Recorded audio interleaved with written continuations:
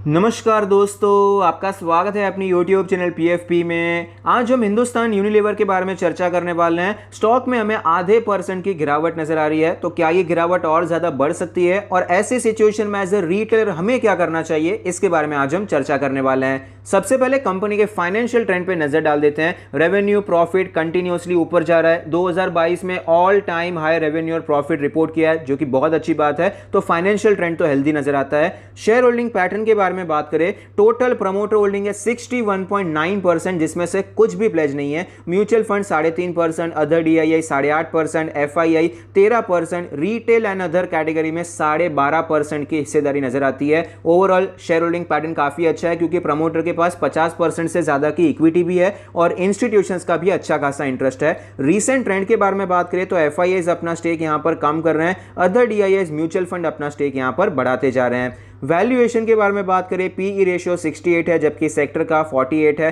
Price to book ratio 12 है, जबकि sector का 9 के आसपास चल रहा है। तो वैल्यूएशन तो प्रीमियम नजर आता है। सेक्टर के मुकाबले आपको ये ऑलमोस्ट 40-50% के प्रीमियम पे ट्रेड करता हुआ नजर आता है।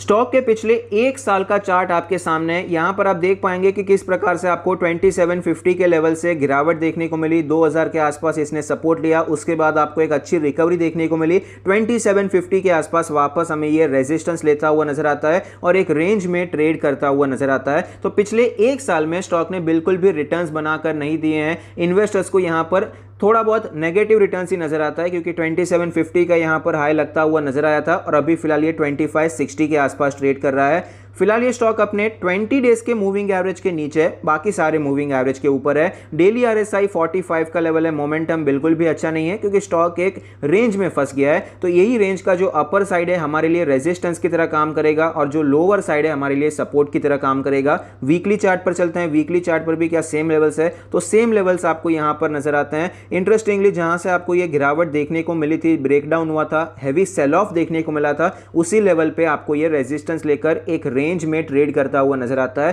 तो यहां पर दो पॉसिबिलिटीज होती है, या तो ब्रेकआउट हो सकता है या फिर ब्रेक डाउन देखने को मिल सकता है। लेकिन आगे आने वाले समय में ट्रेंडिंग मोमेंटम तो यहां पर एक्सपेक्ट करना ही चाहिए, क्योंकि अच्छा खासा टाइम हो चुका है कि स्टॉक ने मूवमेंट नहीं दिखाया है। मंथली चार्ट पर चलते हैं। मंथली चार्ट पर आप देख पाएंगे पहले भी इसी प्रकार का पैटर्न हमें देखने को मिला है। कंसोलिडेशन हुआ, फिर ब्रेकआउट हुआ, फिर कंटिन्यूएशन नहीं हुआ। कंटिन्यूएशन हुआ होता तो अच्छी बात होती, लेकिन कंटिन्यूएशन नहीं हुआ। एक डोजी टाइप की कैंडल बनी, इनफैक्ट थोड़ी सी नेगेटिव डोजी बनी है। मतलब आपको यहां पर इन्वर्टेड हैमर नजर आता है। जैसे ही इसका लो टूटा, गिरावट देखने को मिली। यहां पर भी देखिए कंसोलिडेशन हुआ, फिर ब्रेकआउट हुआ, फिर आपको एक न्यूट्रल डोजी यहां पर नजर आती है। ऐसा नहीं है कि हायर साइड पे बहुत क्लोज हुआ या फिर लोअर साइड पे क्लोज हुआ है, बिटवीन आपको यहां पर क्लोजिंग देखने को मिली है। तो अगर इसका हाई टूटता है तो एक रैली देखने को मिल सकती है, और अगर लो टूटता है तो आपको यहां पर गिरावट देखने को मिल सकती है। लेकिन फिलहाल स्टॉक लोअर साइड पे ट्रेड कर रहा है, तो पॉसिबिलिटी ये ज्यादा होती है कि नीचे का लेवल आपको टूटता हुआ नजर आ सकता है। तो ऐसे सिचुएशन में हमें क्या करना चाहिए?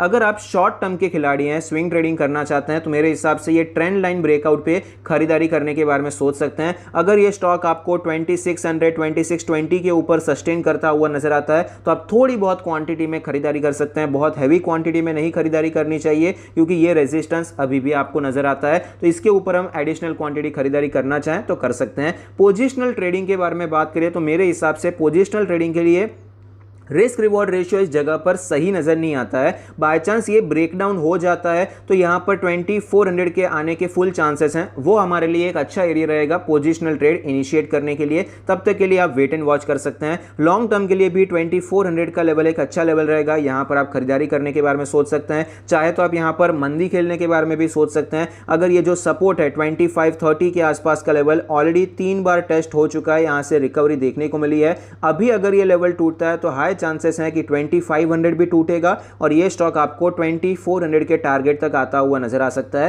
तो इस प्रकार से आप यहां पर प्लान कर सकते हैं कि चाहे तो आप कॉल सेल करने के बारे में सोचिए, फ्यूचर सेल कर सकते हैं, या फिर पुट खरीदने के बारे में सोच सकते हैं। अगर ये ब्रेकडाउन होता है तो आपका स्टॉप लॉस अप्रोक्सीमेटली 2610 या फिर 2600 का आपका स्टॉप लॉस रहेगा। तो ये मेरे हिसाब से एक इनफ स्टॉप लॉस है। ये फिलहाल ये जिस प्रकार का पैटर्न है उस प्रकार से बता रहा हूं। अगर यहां पर कल डोजी बनती है, उसका हाई होता है 2570 के आसपास, तो उतना स्टॉप लॉस भी हमारे लिए इनफ हो जाएगा।